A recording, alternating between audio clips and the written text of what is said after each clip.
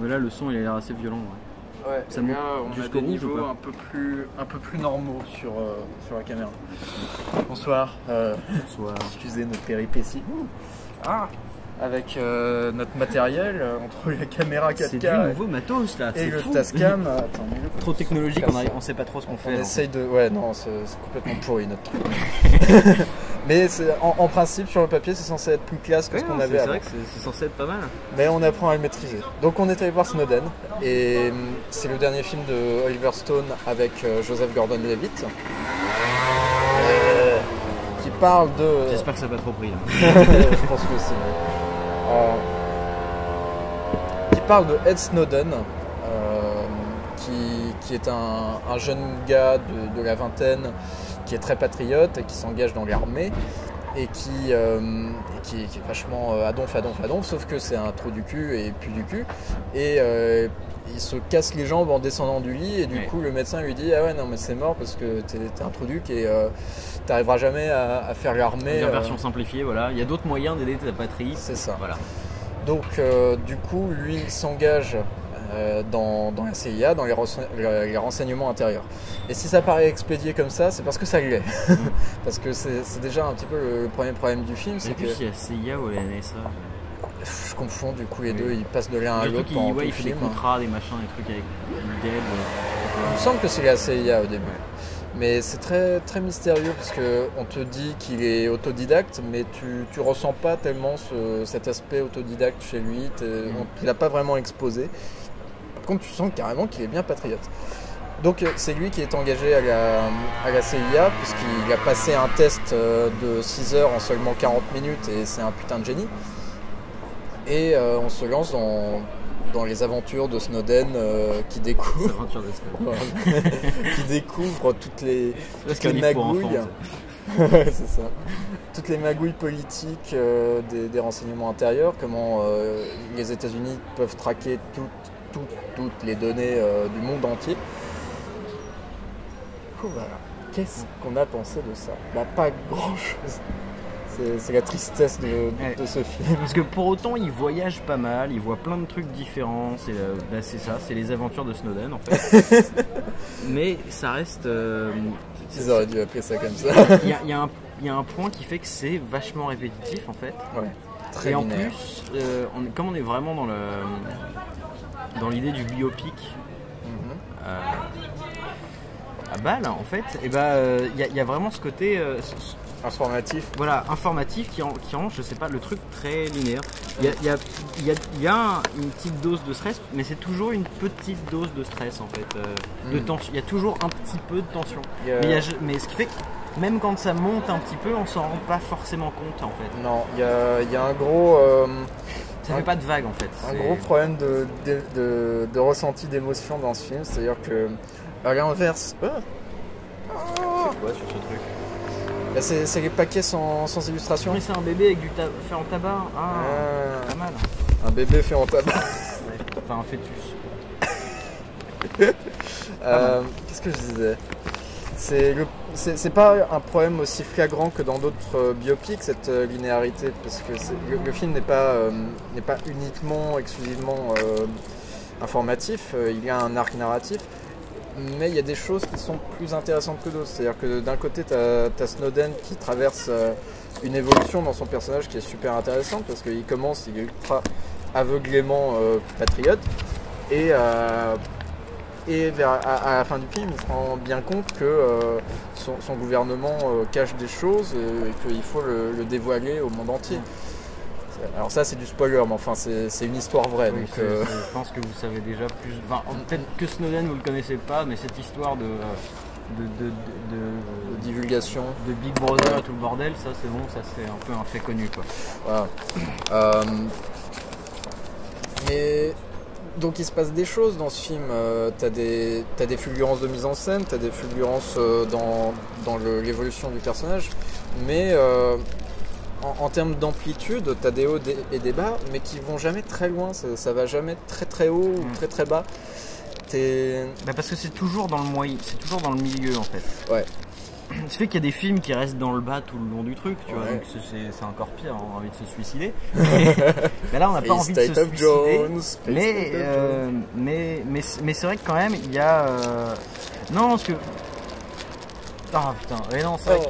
Non, on va dire que Free State of Jones et ce film-là, Snowden, c'est des films. Même si je sais que c'est chiant et qu'il y a plein de gens qui aimeraient pas le regarder, en fait, c'est des films que j'aimerais défendre quand même. Tu vois ce que je veux dire? Mais tu peux pas. Oui, bah non, c'est vrai. C'est Et- le problème. Parce que ça fait quand même partie de la ligne de ces films qui sont aussi dans la ligne des films du genre celui qu'on a vu la dernière fois. Captain. Brice 3. Non, avant. Captain Fantastic. Captain Fantastic.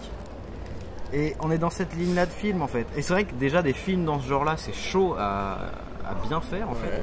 Alors, biopic en plus. C'est toujours très compliqué. Mais Voilà. je vais faire mon hipster et tu me demandes un bon biopic avec une trame narrative, informatif et tout bon. D'ailleurs, je pense qu'il a eu l'Oscar, c'est Les Hommes du Président.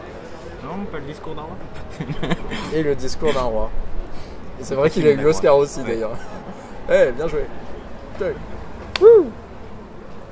Oh non. Non, parce que c'était pas assez intelligent. Hein. Tu comprends? Tout que j'ai déjà sorti tout à l'heure. Ouais. Ouais, c'est le problème quand on fait plusieurs prises. C'est que du coup, la dernière prise est toujours la meilleure, mais on se répète et du coup, ça nous fait un peu chier. Ouais, grave. Euh, Me casser les couilles. ouais, effectivement. On essaie de faire des trucs bien pour une fois. Là. Ouais, mais ça nous fout les boules, ok? Du coup, pour revenir sur Snowden. T'as toute la semaine, bordel. Pas vrai en plus. Ouais, je suis en vacances en plus. Donc, pour Snowden, t'as des fulgurances, sauf que t'as toujours ce cul entre deux chaises, t'as toujours une opposition entre quelque chose qui a l'air très basé sur la réalité, et par moments, t'as l'impression de sentir le scénariste qui est derrière, qui essaye de tirer des ficelles. Qui du coup paraissent flagrantes. Et ça, c'est spécialement vrai pour la petite amie. C'est-à-dire qu'elle Ouais. elle permet au personnage principal Mais d'évoluer. justement, c'est ça qui fait que c'est quand même intéressant, on va dire. C'est Ouais. que t'as vraiment ce côté de, on va dire la petite amie, c'est la meuf de gauche, un peu liberté, machin, expression créative, photographe, tout le bordel. Et quand ils se rencontrent au début, lui il est extrêmement à droite en fait, et elle est vraiment super hippie quoi. Ouais. Et en fait, au fur et à mesure du film, lui il se retrouve encore plus à gauche que sa copine, Ouais. et ça, c'est ce qui crée la dispute dans le couple en fait. Voilà. C'est Parce ce que qui... lui il en vient à un stade où il est paranoïaque en fait. Enfin, c'est même pas, non, il est même pas paranoïaque, il sait vraiment que ça se passe comme ça, mais d'un point de vue extérieur, on va dire, ce serait pris comme de la paranoïa en fait. Donc, c'est ça qui est intéressant dans ce personnage féminin. Mais c'est aussi la faiblesse du truc, et Ouais. c'est ce qui apporte le plus gros problème du film, c'est un sentiment de répétition. C'est-à-dire qu'ils vont d'endroit en endroit, et à chaque fois c'est toujours le même problème. C'est ça, c'est vraiment le débat perpétuel du. T'es pas assez là. Voilà. Non, mais même, t'as ce débat perpétuel de la surveillance, bah, c'est horrible parce que ça prive la liberté. Puis d'un autre côté, on a la meuf de gauche quand même à la base qui est censée être liberté, hippie, prendre de la coke, non, c'est pas de la coke, mais. Enfin voilà. De l'héroïne. Moi j'aurais dit de l'ecstasy là pour le coup. Ah oui. Mieux. On vit heureux et puis qui est en mode oui mais moi ça me dérange pas tant que ça la surveillance parce que j'ai rien à cacher. Et en gros c'est un éternel débat en fait qu'on a déjà en famille en général, hein, à Noël la plupart d'entre nous. Et Ce qui gâche la dinde. c'est grave ça en plus. Et là on a effectivement cet éternel débat, c'est-à-dire que dès le début du film, il y a ce combat, on va dire, entre le conservateur et le socialiste, on va dire, un peu. Voilà. Et il y a ce renversement effectivement au milieu du film, c'est-à-dire que c'est la copine qui se retrouve dans la situation du la surveillance c'est bien et voilà, et lui qui est dans cette idée de paranoïa, mais malgré tout on a toujours ce même débat en fait qui rend le truc extrêmement plat en réalité. Ouais. Ils se disputent genre je sais plus 2 ou 3 fois de suite pour la même chose, ils se remettent ensemble et puis après ils se reséparent en fait. Et c'est ça qui rend le truc chiant. Enfin, Oui, mais chiant, mais sans vraiment être chiant. C'est-à-dire que tu passes pas non plus le film à te faire chier, encore une fois comme dans Free State of Jones, mais tous ces mini-climax sont tellement mini que du coup, bah, ça nous laisse perplexes, quoi. Enfin, on est en mais mode- surtout qu'il serait il serait mini à la limite si le film était vraiment à zéro à la base, tu vois, s'il était complètement neutre. Mais c'est pas le cas, il est déjà un petit niveau. C'est ça, comme le message du film est déjà important et que c'est un sujet super contemporain et qui nous touche à l'heure actuelle tous, le film n'est pas à la mesure, n'est pas à la hauteur de ce qu'il essaye de mettre en exergue. C'est ça qui est un peu dommage.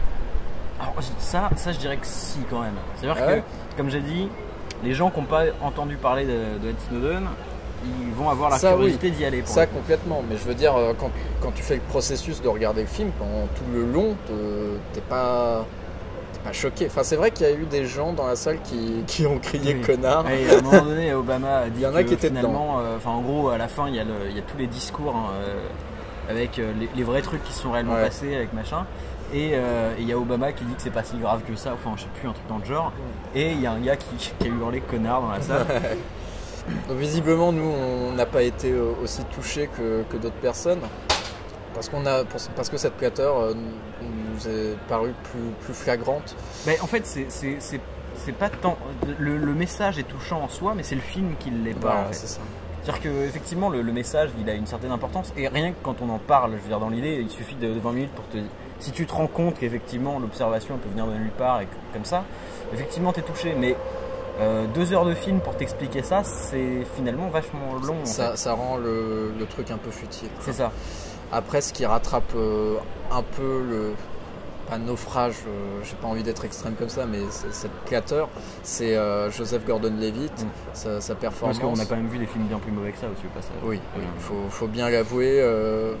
Par rapport à Free State of Jones, qui n'était pas trop mal, et puis comme tu le dis, c'est ce genre de film qu'on aime bien, qu'on préfère voir. Moi personnellement, c'est le genre de film que oui, effectivement, genre, même si je sais que c'est pas un film de fou et que voilà, c'est le genre de film que tu as quand même envie de défendre. Comme Free State of Jones, c'est quand même le film que tu as un peu envie de défendre dans l'idée. Il y a quand même les bonnes intentions. Voilà, il n'y a pas de mauvaises intentions derrière à la base en fait. Enfin, je pense pas. Ça m'étonnerait quand même. C'est juste insuffisant. J'ai l'impression d'écrire un bulletin de 6e. Insuffisant. Peut mieux faire. Peut mieux faire. On va te mettre encouragement parce qu'on sait qu'on espère que tu t'as feras mieux au deuxième film. film. C'est bizarre de dire encouragement à Oliver Stone parce que c'est quand même le gars qui a fait Scarface, juste comme ça. Oui.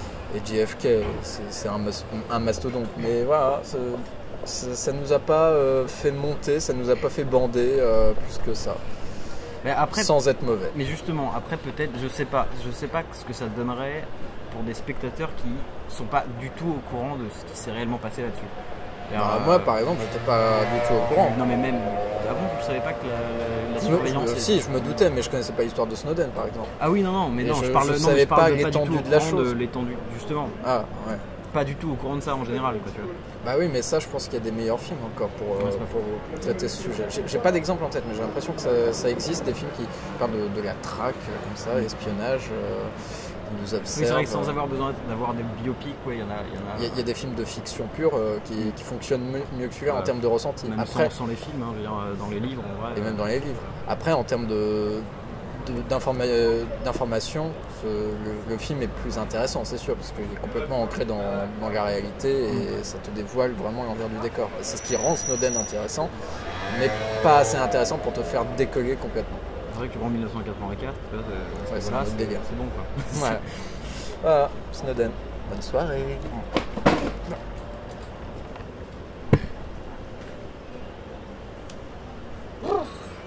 Bon, c'est bon là. On en fait une 4e.